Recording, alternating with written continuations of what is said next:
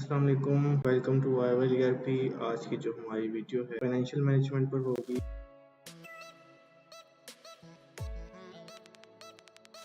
और हम देखेंगे कि इसमें हम लोग कौन कौन सी स्क्रीन्स को अवेल कर सकते हैं। So let's begin. यहाँ पर सबसे पहले फाइनेंशियल मैनेजमेंट में जब हम जाएंगे फाइनेंशियल मॉड्यूल पर, तो हमारे पास पेमेंट की स्क्रीन है।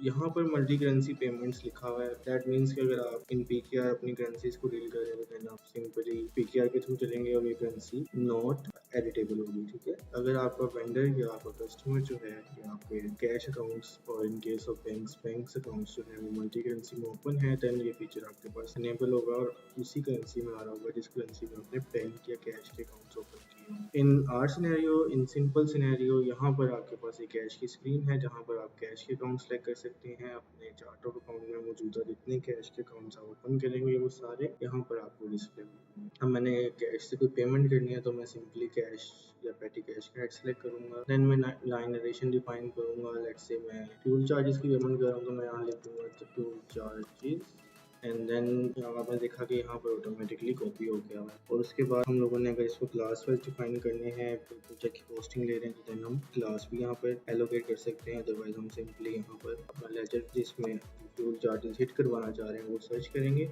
एंड देन उसे यहाँ पर हिट करवाएंगे। तो उसकी अमाउंट लेट्स से आज मैंने अपने पेटी कैश से 1000 रुपीज़ के फ्यूल चार्जेस पे किए थे, मैं यहाँ अटैच कर देता हूँ अमाउंट। इसके साथ अगर कोई ऐसी अमाउंट है जो आप पेमेंट करें जैसे मेरे पेमेंट उस पर विद होल्डिंग है तो आप विद होल्डिंग भी यहाँ पे हिट करवा सकते हैं। यहाँ पे डिफरेंट विद होल्डिंग टैक्स के रेट्स हैं और जो कि टैक्स रेट से आपको फैच हो रहे होते हैं और यहाँ पे डिस्प्ले हो रहे होते हैं। जितने आपने टैक्स रेट्स ओपन किए हुए बिजनेस सेटअप में वो सारे यहाँ पे आपको नजर आ रहे हैं। उनके आप सेल टैक्स लेना चाहते हैं तो सेल टैक्स भी आके लिख सकते हैं। इसके साथ आप एड अटैचमेंट का ऑप्शन है आपके पास। अगर आपके पास इस फिजिकल बिल की पिक्चर है कोई तो वो भी आप इसके साथ अटैच कर सकते हैं। यहाँ पर जस्ट मैं पेमेंट की डेट डिफाइन करूंगा, लाइक 30 जून को मैं पेमेंट करना चाह रहा हूँ और सिर्फ सेव एज ड्राफ्ट कर दूंगा। सेव एज ड्राफ्ट करूंगा तो ये ड्राफ्ट लिस्टिंग में आ जाएगा और जैसे हमारे पुराने मॉड्यूल्स में होता था, अगर आपके पास राइट्स होगा जैसे हमारे बाकी मॉड्यूल्स में होता था, अगर आपके पास राइट्स होंगे तो आप यहाँ से जस्ट इसको क्लिक करेंगे एंड देन आप उसे अप्रूव कर रहे होंगे। यहाँ पे अप्रूव एंड ईमेल का भी ऑप्शन है। एक यूजर मैनेजमेंट में आपने ईमेल को इंटीग्रेट किया हुआ है, ईमेल के टेम्पलेट्स बनाए हुए हैं, देन आप यहाँ से ईमेल भी कर सकते हैं अपने वेंडर्स को।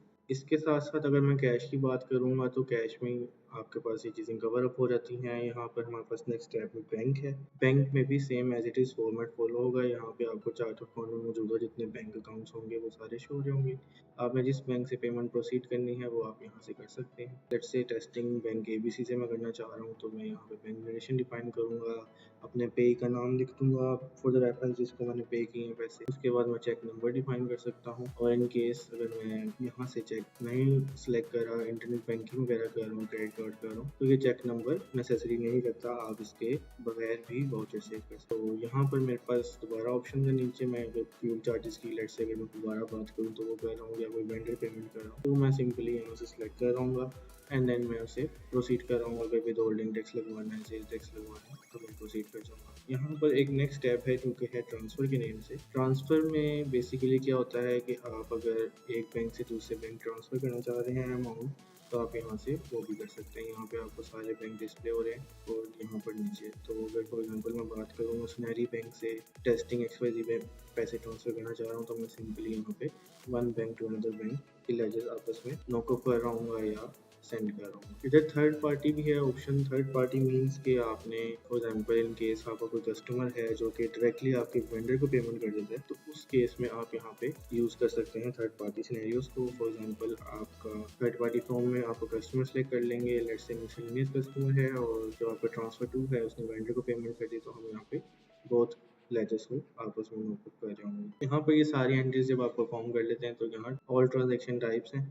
अगर आपने FTV fund transfer voucher raise किए हुए हैं, third party payment voucher raise किए हुए हैं तो वो सब यहाँ पर आपको डिस्प्ले हो रहे हैं। डिफरेंट साइट्स हैं, अगर आप ऑल साइट्स करेंगे तो ऑल साइट्स का डेटा आपको डिस्प्ले हो होगा। फिर फर्दर आपने यहाँ से अप्रूव करने होंगे, किसी को एडिट करने एडिट कर सकते हैं। कॉपी का ऑप्शन है। अगर अटैचमेंट आप नहीं लगा सके ड्यूरिंग मेकिंग इनवॉइस तो आप यहाँ से अटैचमेंट भी लगा सकते हैं और अपने यूजर्स के लिए नोट्स लिख सकते हैं। इसका प्रिंट लेना हो तो ड्राफ्ट लिस्टिंग से भी प्रिंट लिया जा सकता है और अप्रूव लिस्टिंग में आएंगे तो अप्रूव लिस्टिंग से भी लिया। रिकरिंग लिस्टिंग है जैसे हमारे पास दूसरे मॉड्यूल्स में हमने देखा था परचेज एंड सेल्स पे। सेम एज इट इज़ जो रिकरिंग लिस्टिंग है वो फाइनेंशियल मैनेजमेंट में मौजूद है। आप यहाँ से अपने इंकर होने वाले वाउचर्स बना सकते हैं, उनके टाइम पीरियड्स उनको डिफरेंट ऑटोमेशन करवा सकते हैं, लाइक टाइम पीरियड्स सेलेक्ट करके आप दोबारा उस वाउचर को यूज़ कर सकते हैं, कॉपी कर सकते हैं या डिफरेंट टाइप के ऑटोमेट करवा सकते हैं उसको कि वो टाइमली वीकली मंथली या डेली वो वाउचर जनरेट होता रहेगा ऑटोमेटिकली। आगे इसमें एक स्पेशल फीचर है जो कि है अनपेड लिस्टिंग का। अनपेड लिस्टिंग इज़ बेसिकली इस चीज़ कि हम अगर फॉर एग्जांपल यहाँ पे मिसलेनियस वेंडर सेलेक्ट करते हैं तो यहाँ पर मुझे इस वेंडर के अगेंस्ट सारी परचेज इनवॉइसेस डिस्प्ले कर देता है। हमने जितनी भी ओवरऑल इस साइट में परचेज इनवॉइसेस इनपुट की थी वो सारी लिस्ट हम यहाँ पर हो गई। इन केस अगर मैं कोई और वेंडर सेलेक्ट करूँगा तो मुझे उसके रेलेवेंट सारी इनवॉइसेस यहाँ पर शो करवा देगा सिस्टम। सो अगर मैंने लेट्स से कि सिर्फ 11 अगस्त वाली इनवॉइस को नॉक ऑफ करना है तो मैं यहाँ से वो भी नॉक ऑफ कर सकता हूँ। फॉर एग्जाम्पल इसका आउटस्टैंडिंग बैलेंस है 78,400। मैं पार्शियल पेमेंट भी कर सकता हूँ, मैं फुल पेमेंट भी कर सकता हूँ। लेट्स से अगर मैं 78,400 की पेमेंट ही कर रहा हूँ,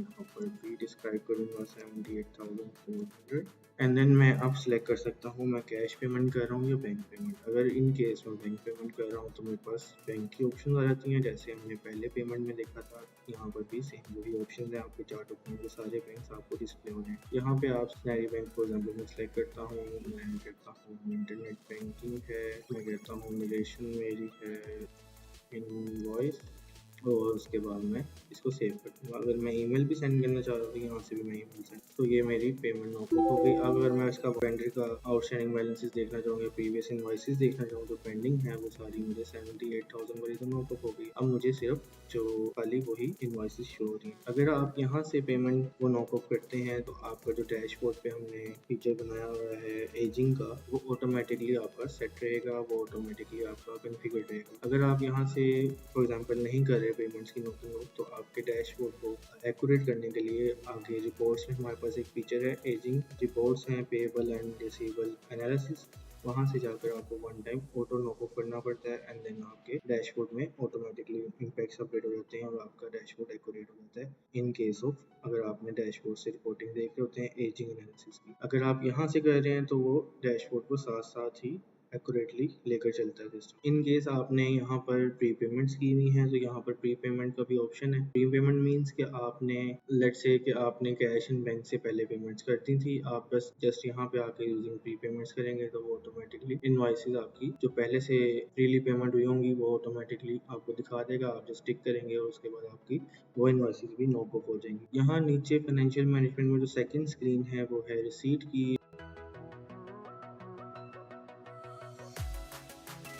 रिसीट में हम लोग सेम एज इट इज़ जैसे हम पेमेंट्स में कर रहे हैं यहाँ पर भी सेम फॉर्मेट्स गिवन है। अगर आप किसी कस्टमर से रिसीविंग डाल रहे हैं थ्रू कैश, अगर आपने रिसीविंग ली है तो यहाँ कैश के हेड्स आ रहे हैं और नीचे आप कस्टमर सेलेक्ट करके उनसे पेमेंट रिसीव कर सकते हैं। ठीक है, यहाँ पर फर्दर इन्फॉर्मेशन है, ये ऑप्शनल है, अगर आप लिखना चाहते हैं तो आप लिख सकते हैं। यहाँ पे बैंक है, सिमिलरली अगर आप बैंक में रिसीव करते हैं किसी कस्टमर से पेमेंट तो आप अपने बैंक को इस तरह से लेकर चल सकते हैं। ड्राफ्ट लिस्टिंग है हमारे पास, यहाँ पे आपकी सारी एंट्रीज जो हैं वो ड्राफ्ट लिस्टिंग में आ जाएंगी और उसके बाद आपकी अप्रूव लिस्टिंग आ जाएगी। रिकरिंग यहाँ पर भी मौजूद है और यहाँ पर भी जैसे पेमेंट्स में था अनपेड लिस्टिंग यहाँ पर भी मौजूद है। अनपेड लिस्टिंग में आपने वहाँ पर जहाँ पेमेंट हम गए थे वहाँ आपके वेंडर लिस्ट डाउन से यहाँ पे कस्टमर आएंगे ऑब्वियसली और कस्टमर्स की अगर आपने इनवॉइसेस को नॉक ऑफ करना है तो सेम ऑन सिनेरियो आप इसको भी नॉक ऑफ कर जाएंगे। नीचे हमारे पास जे भी है।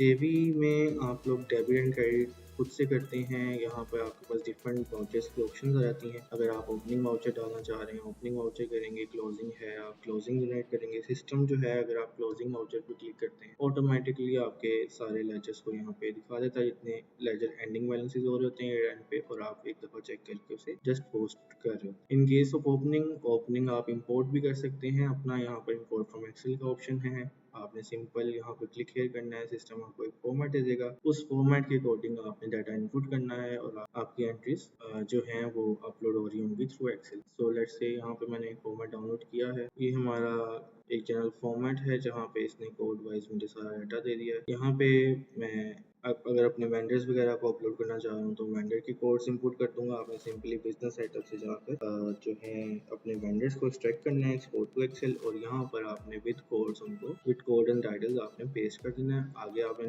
नरेशन इनपुट करनी है। डेबिट साइड पे अगर बैलेंसेस आ रहे होंगे तो आपने डेबिट साइड पे लिख देने हैं।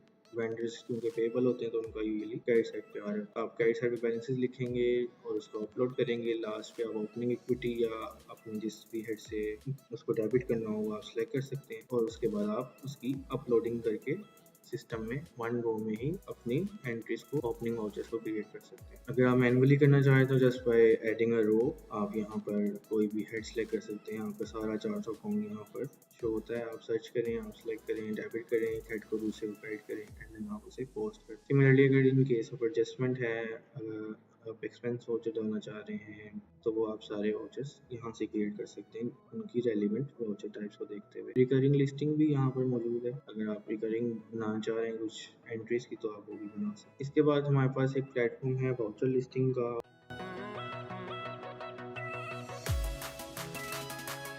वाउचर लिस्टिंग जो है वो बेसिकली हम लोग यूज़ करते हैं किसी भी वाउचर को सिस्टम में ट्रैक करने के लिए। अगर आपके पास कोई भी इंफॉर्मेशन है, लाइक आपको वाउचर का नंबर याद है, आपको वाउचर की नरेशन याद है, एडिशनल डिस्क्रिप्शन याद है, अमाउंट याद है, या चेक नंबर्स के थ्रू आप सर्च डाउन करना चाह रहे हैं वाउचर, तो वो ऑल ट्रांजेक्शन टाइप अगर आपने रखी होगी तो वो हर ट्रांजेक्शन टाइप से वो वाउचर ढूंढ लाएगा। और इन केस अगर आप यहाँ पर इसकी डेट्स को क्लियर कर देंगे तो वो ऑल फाइनेंशियल ईयर जितने आपने फाइनेंशियल ईयर्स ओपन किए होंगे वो सब फाइनेंशियल ईयर्स में वो डाटा या वाउचर ढूंढ लाएगा। यहाँ पे स्पेसिफिकली अगर किसी क्लास में ढूंढना चाह रहे हैं तो वो भी आप ढूंढ सकते हैं। किसी साइट में ढूंढना चाह रहे हैं तो वो भी आप साइट सेलेक्ट करके ढूंढ सकते हैं। क्लास में ढूंढना चाह रहे हैं वो भी आप स्पेसिफिकली सेलेक्ट करके ढूंढ सकते हैं। और यहाँ पे अगर आपके पास ट्रांजेक्शन स्टेटस वाइज आप ढूंढना चाह रहे हैं, वाउचर को फाइंड करना चाह रहे हैं, तो आप यहाँ पे पोस्टेड वाउचर्स भी अगर खाली स्कैन करवाना चाह रहे हैं सिस्टम में तो खाली पोस्टेड सेलेक्ट कर लेंगे और सारे अगर आप सर्च करेंगे तो वो ऑल फाइनेंशियल ईयर से आपके पोस्टेड वाउचर्स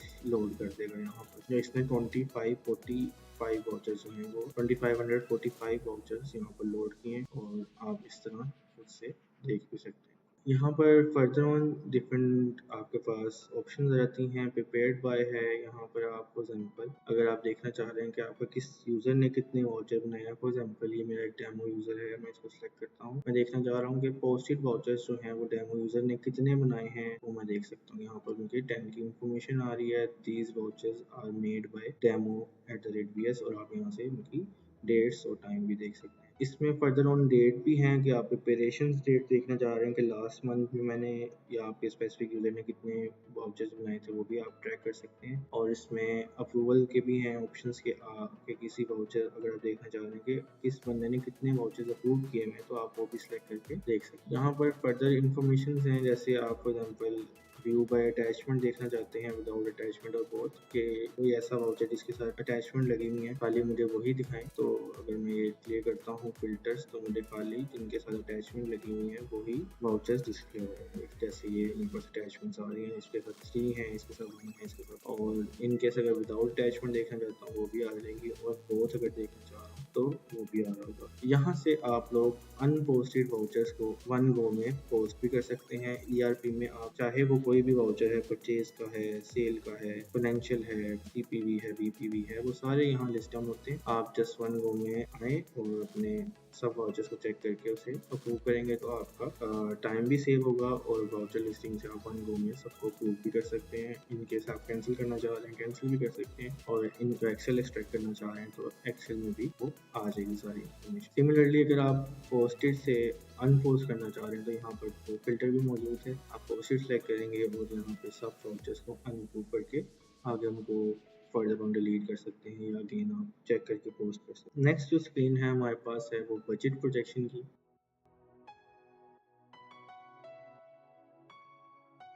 बजट प्रोजेक्शन जो है सिस्टम में पीएनएल का बजट भी आप इनपुट कर सकते हैं और बैलेंस शीट का भी कर सकते हैं। यहाँ पे सिंपल ऑप्शंस हैं आपके पास, add PNL budget, add master PNL budget. एक से ज़्यादा पीएनएल बजट जो होंगे वो मास्टर पीएनएल बजट में आ रहे होंगे। सो हम let's say PNL budget add करते हैं। यहाँ पे हम फर्स्ट ऑफ ऑल अपना बजट का नेम डिफाइन करेंगे, let's say test 1 2 3 4 5 and then यहाँ पर हम बताएंगे कि हमारे बजट का ईयर कौन सा है इंटरवल ईयरली है, मंथली है, लेट्स से ईयरली है हमारा बजट, और उसके बाद हम कहते हैं कि ये है हमारा, अगर डाटा ऑटोमेटिकली फिल करना चाह रहे हैं तो ये लास्ट फाइनेंशियल ईयर में अगर जो डाटा होगा इनके हेड्स में रेलिवेंट वो ऑटोमेटिकली फेच कर देगा सिस्टम, और यहाँ पे आपको दिखा देगा। फर्दर ऑन आप उसको एडिट भी कर सकते हैं। साइट वाइज आप एलोकेट करना चाह रहे हैं बजट, यहाँ पे साइट सेलेक्ट कर सकते हैं, और स्पेसिफिकली अगर किसी साइट, जैसे यहाँ पर अब मैंने ऑटो फिल लगाया हुआ है तो ये 2023 एंड 2024 के फाइनेंशियल ईयर में जो डाटा है वो ऑटोमेटिकली मुझे दिखा रहा है। हाँ, क्लास है, क्लास मीन्स की प्रोजेक्ट, यहाँ पे अगर आप प्रोजेक्ट को स्पेसिफाई करना चाह रहे हैं, किसी प्रोजेक्ट का बजट बनाना चाह रहे हैं तो आप वो भी बना सकते हैं। अब जस्ट आपने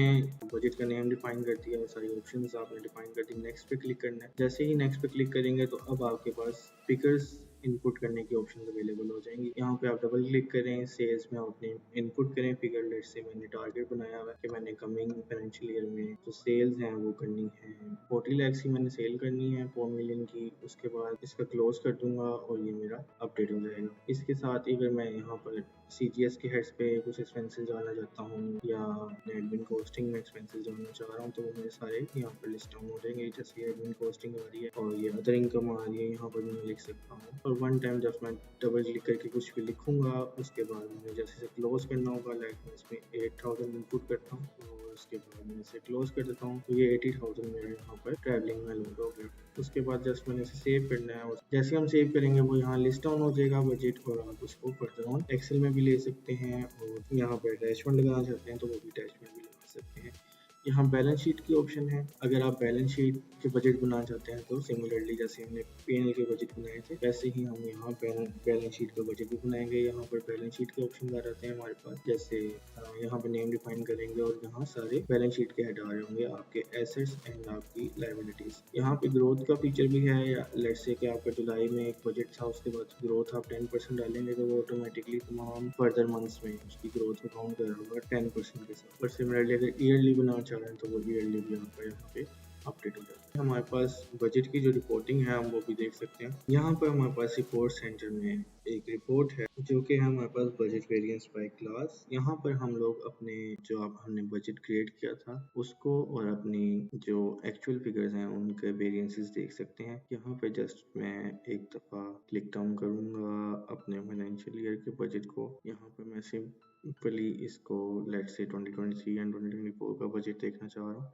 तो ये मुझे यहाँ पर बजटेड एंड एक्चुअल फिगर्स और उसके बाद उसका वेरिएंस दे देगा। और अगर मैं क्लास वाइज होगा तो यहाँ पर क्लासेस भी डिफाइंड होंगी। अभी जहाँ अनडिफाइंड लिखा आ रहा है वो आगे क्लास वाइज से मुझे डिफाइन कर रहा होगा। अभी ये मेरे पास लाहौर साइड का बजट है, आगे मेरे पास इसके बाद नेक्स्ट बजट स्टार्ट हो जाता है जो कि अगर किसी और साइड का होगा इन ऑल साइड्स तो वो आपको यहाँ पर डिस्प्ले हो रहा होगा। इसमें आप देख सकते हैं यहाँ पे ये बजटेड कॉलम है, ये एक्चुअल है और यहाँ वेरिएंस आपको गिवन नीचे इनके टोटल्स होंगे। फाइनेंशियल मैनेजमेंट में जो नेक्स्ट स्क्रीन है हमारी वो है इंपोर्ट स्टेटमेंट की।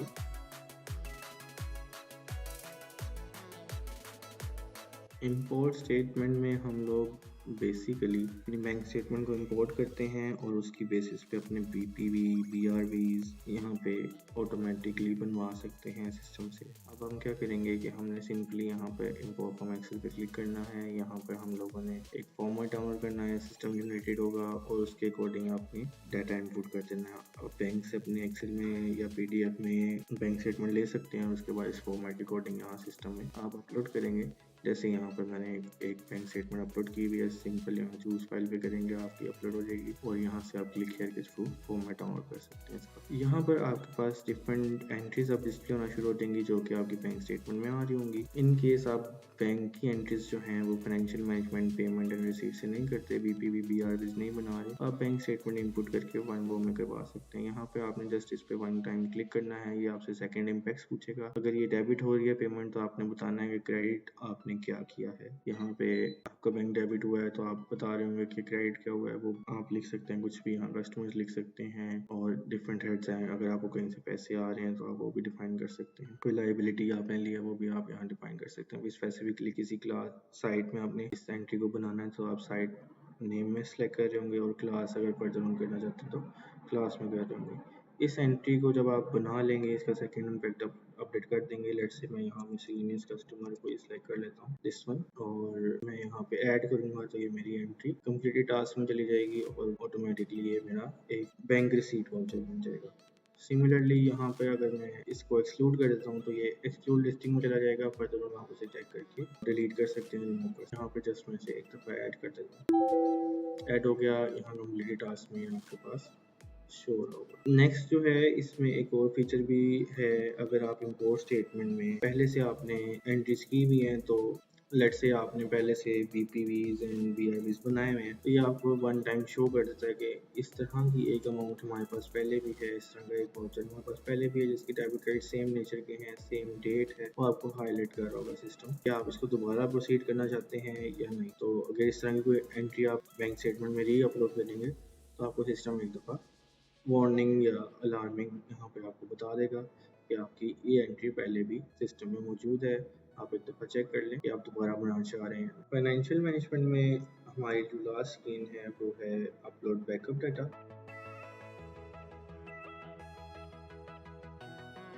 अपलोड बैकअप में हम लोग अपना प्रीवियस ईयर्स का डाटा अपलोड कर सकते हैं, चाहे वो 2010 का है, 2011 का है, या बल्क में आप लास्ट पूरी डेकेड का डाटा अपलोड करना चाह रहे हैं तो वो भी इस स्क्रीन के थ्रू आप कर सकते हैं। ठीक है, इसमें आपके पास एक्सेल का फॉर्मेट है सिंपल। आपने यहाँ पे क्लिक हेयर पे क्लिक करना है, यहाँ पे फॉर्मेट डाउनलोड करेगा सिस्टम, और मैंने अपने पास डाउनलोड किया हुआ है। कुछ इस तरह से आपको फॉर्मेट डिस्प्ले होगा। यहाँ पे आपके पास हेडर्स आ रहे हैं, date, voucher number, description, account title, debit credit, COA code, class code and site code. ये सारी इंफॉर्मेशन आपने फिल आउट करनी है, जैसे मैंने सैंपल बेसिस पे ये फिल आउट की हुई है। इसमें फर्स्ट ऑफ ऑल आपका जो है वो डेट आ जाएगी अगर आप प्रीवियस ईयर्स का कर रहे हैं, वैसे मैंने 1 अगस्त 24 का किया हुआ है। एक वाउचर की डेट है, सेकंड वाउचर इज ऑन 3 अगस्त। ठीक है, यहाँ पे वाउचर का नंबर आप लिख सकते हैं, कुछ भी लिख सकते हैं, JB1 JB2 जो आपके पास रिकॉर्ड में है आप वो यहाँ लिख रहे होंगे। जैसे मैंने यहाँ पे बैंक पेमेंट वाउचर 2 लिख दिए, 166 एंड 167। इसके बाद आप यहाँ पे डेबिट क्रेडिट की फिगर्स लिख सकते हैं, जैसे मैंने यहाँ पे लिखी हुई है। अकाउंट टाइटल्स लिख सकते हैं, जो चार्ट ऑफ अकाउंट्स में आपने बनाए हुए हैं, एग्जैक्ट सेम वही टाइटल्स लिखने हैं। आप चार्ट ऑफ अकाउंट को एक्सपोर्ट करके भी यहाँ पे फॉर्मूलाज के थ्रू इसको लिख सकते हैं, और सिमिलरली यहाँ पे उनके कोड है, रेलिवेंट चार्ट ऑफ अकाउंट के कोड्स, वो भी आप यहाँ पे डिफाइन करेंगे। और साइट कोड है, साइट कोड भी आपने बिजनेस सेटअप साइट की जो स्क्रीन है वहाँ पे आपके पास एक कॉलम होता है जहाँ पे साइट कोड आ रहे होते हैं, वहाँ से आपने साइट कोड कॉपी करके पेस्ट कर लेना है जो भी रेलिवेंट साइट में आप इसको अपलोड करना चाह रहे हैं। उसके बाद जब आपका ये रेडी हो जाएगा तो इसको जस्ट आपने यहाँ पे चूज फाइल पे करना है। हम क्विकली इसको देखते हैं, यहाँ पे हम सिलेक्ट करेंगे और ये हमारी सारी इंफॉर्मेशन यहाँ पे जैसे हमने राइट ऑन की थी वैसे ही हमारे पास अपलोड हो जाएगी। ठीक है, उसके बाद जैसा आपने सेव करना है और ये आपकी सारी इंफॉर्मेशन सेव हो जाएगी सिस्टम में। अब जो है जो इंफॉर्मेशन जैसे मैं आपको पिक करने का कह रहा था, वो आपने business setup chart of account से कुछ लेनी है। उसमें आप यहाँ से एग्जैक्टली अगर आप थोड़े से वाउचर अपलोड कर रहे हैं तो यहाँ से आप टाइटल कॉपी कर सकते हैं, कोड कॉपी कर सकते हैं और उसे सेव कर सकते हैं। सेकंड ऑप्शन इसके आप चार्ट ऑफ अकाउंट्स को एक्सपोर्ट करें और उसकी बेसिस पे फॉर्मूलाज की बेसिस पे अपनी शीट को अपडेट करके इसमें अपलोड कर लें। साइट आईडी के लिए हम लोग यहाँ साइट में जाएंगे, बिजनेस सेटअप साइट, और ये हमारे पास कॉलम है। हम यहाँ पे जैसे मैंने 35 पिक किया लोअर साइट के लिए, तो मैं यहाँ से पिक कर लूंगा और उसको अपलोड कर रहा हूँ उसकी बेसिस पे। और जब ये सारा आप लोग वाउचर देख लेंगे, सेव कर लेंगे, तो draft listing and then approve listing में आके आप उसे अप्रूव कर सकते हैं। थैंक यू वेरी मच, मिलते हैं आपसे नेक्स्ट वीडियो में।